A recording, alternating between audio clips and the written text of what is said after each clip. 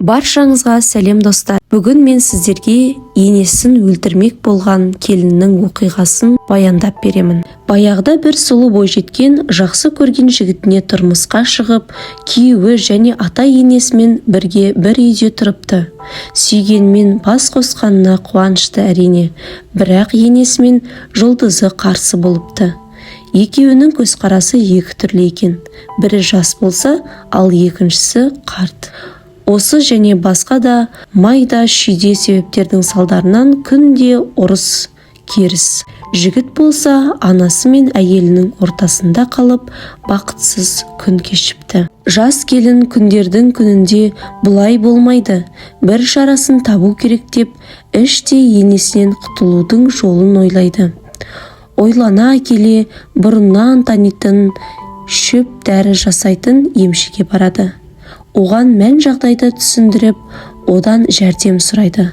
Сонда емші оған әр түрлі шөптерден тұнба жасап береді. Бірақ енесіне у бергенін ешкім сезіктенбес үшін аз-аздан беруді келінге нұсқап жатып, бұл тұнбаны 3 ай бойы күніге енеңнің тамағына аз мөлшерде араластырып беріп тұр. Және де ешкім күмәнданбас үшін енеңмен жақсы қарым-қатынаста бол. Оның ең жақсы көретін дәмді тамақтарын жасап беріп тұр деп қатаң ескертеді. Жас келін тұнбаны алып қуанып үйіне оралады. Үйіне келгеннен кейін келін емшінің айтқандарын екі етпей орындайды. Күніге енесінің ең жақсы көретін тағамын әзірлеп беріп, ішіне аз мөлшерде у қосып беріп отырады. Және де кейіннен күмән болмас үшін енесімен жақсы мәміледе болып жүреді. Біраз күннен кейін енесінің де көзқарасы өзгереді. Уақыт өте келе келінді өзінің қызындай жақсы көріп кетеді. Келін мен ене арасындағы ұрыс керіс сап тыйылып, бәрі бақытты болады. Келін өзін кінәлі сезіне бастайды. Содан қайтып емшіге барады.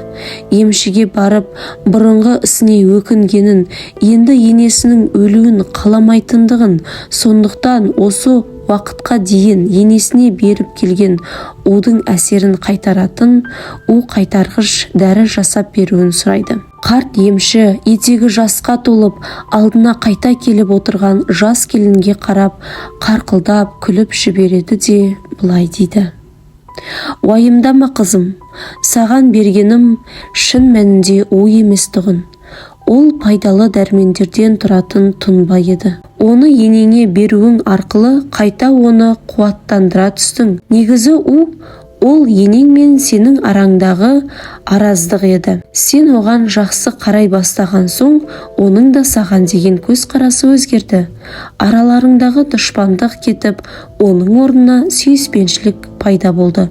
Осылайша екеуің келін мен ене емес, қыз бен анаға айналдыңдар" деген екен. Осымен бүгінгі әңгіме аяқталды. Егер қызық, сіздерге пайдалы болған болса, лайк басып, парақшаға тіркеліп қойыңыздар. Келесі кездескенше сау саламатта болыңыздар.